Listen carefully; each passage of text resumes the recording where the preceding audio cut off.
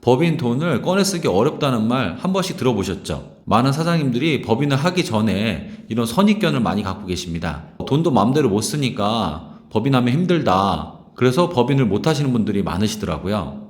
그런데 실제로 그럴까요? 사장님이 법인 돈을 마음대로 못 쓸까요? 전혀 그렇지 않습니다. 법인 돈을 업무와 연관성 있게 쓴다고 하면은 충분히 마음대로 쓸 수가 있습니다. 합법적으로 법인 돈을 쓰는 5가지 방법을 안내해 드리겠습니다. 이것만 알면 법인 돈 제대로 활용해서 사용할 수가 있습니다.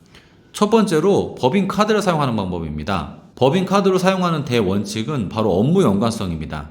그래서 법인 카드로 사업과 관련된 경비를 쓴다 그러면은 전반적으로 인정이 되는 건데요. 쉽게 예를 들어서 사장님도 근로자잖아요. 그렇기 때문에 사장님의 식비라든가 또 사장님이 접대한다. 거래처에게 뭐 밥을 산다든가 술을 산다든가 이런 거 다 인정이 됩니다. 그리고 만약에 거래처와 뭐 골프를 간다. 그러면은 그런 골프 경비 또한 법인카드로 인정받을 수가 있습니다. 그런 부분은 접대비로 인정받을 수가 있습니다. 참고로 거래처에 결혼식이라든가 장례식이 있다. 그러면은 법인 돈으로 비용 처리할 수가 있습니다. 그래서 경조사비 같은 경우에도 법인 돈으로 한 건당 20만 원까지 송금을 해도 됩니다. 그럼 그건 입증을 어떻게 하냐면은 청첩장이라든가 청첩장을 사진을 캡처한다든가 부고 문자를 캡처한다든가 그런 걸로 비용 처리할 수가 있습니다. 또 법인카드로 사무실에서 사용하는 비품이라든가 소모품 같은 걸 다 구입해도 됩니다. 사무실에서 쓰는 뭐 A4 용지라든가 뭐 복사기 그런 것들도 다 법인카드로 사용할 수가 있습니다. 또 법인카드로 차량에 기름도 넣지 않습니까? 직원이라든가 사장님이 출장용으로 기름을 넣어야 된다. 그러면은 법인카드로 지급할 수가 있습니다. 법인카드로 안 되는 건 어떤 거냐면요. 바로 사적 경비입니다.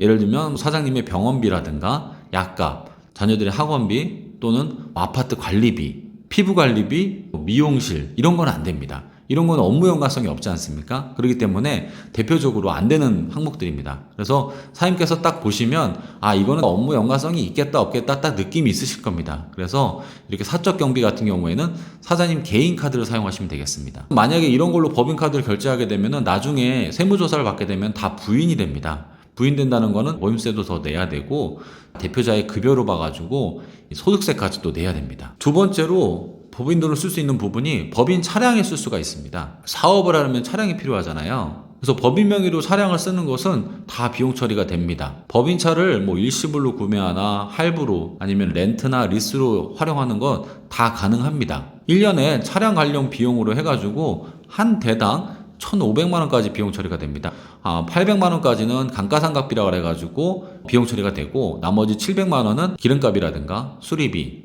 보험료 이런 걸로 다 비용 처리가 됩니다. 만약에 사장님께서 4천만 원짜리 그랜저를 샀다 그랬을 때 나누기 5년을 해가지고 1년에 800만 원씩 비용 처리가 되고요. 근데 만약에 사장님이 비싼 차를 타고 싶어요. 만약에 나 1억짜리 벤츠를 타고 싶다 할 수 있지 않습니까? 그죠? 가능합니다. 그러면 1년에 800만 원씩 감가상각비로 비용 처리가 되고요. 그럼 5년 동안 4천만 원의 비용 처리 되잖아요. 그러면 나머지 6천만 원은 6년 차에 800만 원, 7년 차에 800만 원, 8년 차에 800만 원 이런 식으로 계속 비용 처리가 됩니다. 그래서 시간이 좀 늦게 될 뿐이지 비용 처리는 다 되는 것입니다. 또 법인 차량 중에 경차라든가 화물차 아니면 9인승 이상의 승합차 같은 경우에는 이 비용 처리에 한도가 없습니다. 이런 차량 같은 경우에는 모두 다 전액 다 비용 처리가 됩니다. 그리고 또 좋은 거는 경차나 화물차 9인승 이상 승합차 같은 경우에는 부가세도 공제받을 수가 있습니다. 요새 이제 펠리세이드 9인승이 나왔는데요. 그게 차값이 6,600만 원 정도 합니다. 그러면 부가세 600만 원을 공제받을 수가 있는 거죠. 세 번째로 사장님이 법인 돈을 쓸 수 있는 게 급여입니다. 사장님도 법인의 직원이기 때문에 당연히 급여를 받아갈 수가 있습니다. 그래서 대표님들이 급여를 얼마 받는 게 좋냐고 많이 물어보시는데요. 대략적인 가이드라인을 드리도록 하겠습니다. 일단은 사장님 입장에서는 기본적인 생활비는 돼야 되겠죠. 기본적으로 뭐 아이들의 뭐 학원비, 병원비,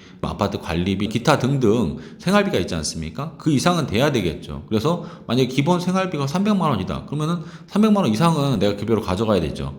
또 기본 생활비가 만약에 500만 원이다. 그러면 500만 원 이상은 가져가야 되겠습니다. 그래서 만약에 기본 생활비가 500만 원이라고 가정했을 때 국민연금이나 건강보험료도 떼야 되고 또 세금도 내야 되지 않습니까? 그렇기 때문에 월 급여를 대략 한 월 600에서 700만 원 정도 하는 것을 추천드립니다. 법인세율과 소득세율을 따졌을 때 절세하는 급여 구간을 말씀드리자면요. 법인세율은 순이익이 2억 이하면은 9%고요. 순이익이 2억을 초과하게 되면 19%입니다. 그래서 법인세가 순이익이 2억이 초과되면은 법인세율이 19%에 들어가거든요. 그러면은 대표자 급여를 월에 1,000만 원, 그래서 1억 2천만 원을 하게 되면은 대략 세금이 한 1년에 한 2천만 원 나옵니다. 그러면은 세율로 따졌을 때는 대략적으로 한 16% 세율 정도 되는 겁니다. 법인세로 19% 내는 것보다 대표자 급여를 그 1억 2천 가져가면 16% 세율이 적용되니까 더 절세가 되지 않습니까? 그렇기 때문에 만약에 순이익이 2억 초과하는 경우에는 법인 대표자 급여를 한 1억 2천 정도, 월에 1,000만 원 정도는 해도 괜찮다. 그렇게 말씀드리는 겁니다. 추가로 요새 중소기업 같은 경우에는 가족들이 같이 일하는 경우가 많잖아요. 만약에 사모님하고 같이 일한다라든가 아니면 자녀하고 같이 일한다.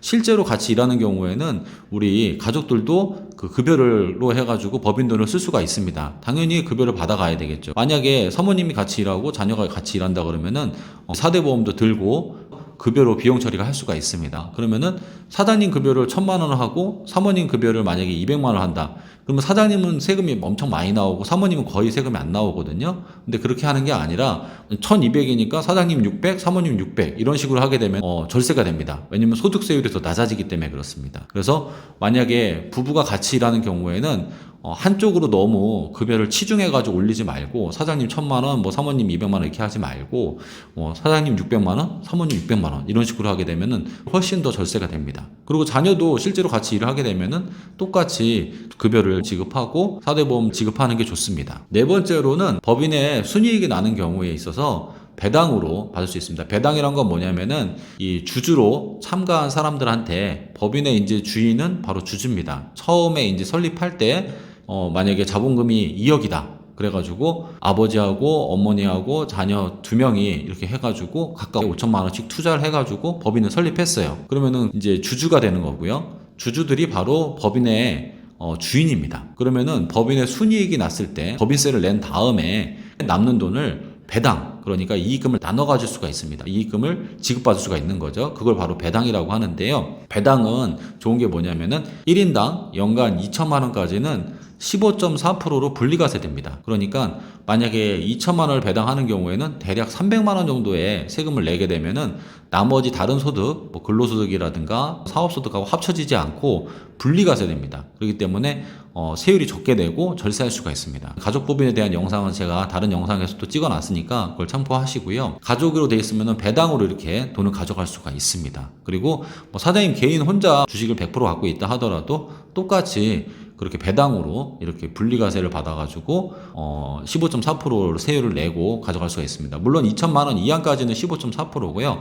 2천만 원이 초과되는 배당소득 같은 경우에는 이제 금융소득 종합과세에 해당되어서 다른 이제 소득하고 합산해서 과세하게 돼 있습니다. 다섯 번째로 법인에서 가져갈 수 있는 게 퇴직금입니다. 언젠가는 퇴사를 할 수가 있기 때문에 법인에서 합법적으로 가져갈 수 있는 게 퇴직금이거든요. 근데 퇴직금에 이제 규정이 없으면은 연봉의 10%를 가져갈 수가 있습니다. 그래서 사임 연봉이 만약에 1년에 1억이다. 그러면은 연봉의 10%인 1,000만 원을 이 퇴직금으로 가져갈 수가 있는 거죠. 그런데 정관에 퇴직금 규정을 넣어놓게 되면은 이 퇴직금을 더 가져갈 수가 있습니다. 법인 정관이라는 건 뭐냐면 법인에 운영하는 한마디로 원칙이거든요. 그래서 우선적으로 적용이 됩니다. 법인 정관에다가 연봉의 50%의 퇴직금을 지급하겠다. 그래도 다 받아갈 수가 있습니다. 예를 들어서 사장님 연봉이 1년에 1억이다. 그래서 10년간 만약에 근속을 했다 그러면은 10억이지 않습니까? 그럼 10억의 50%인 5억을 퇴직금으로 받아갈 수가 있는 거죠. 그럼 모든 거를 법인에서는 다 비용 처리가 가능합니다.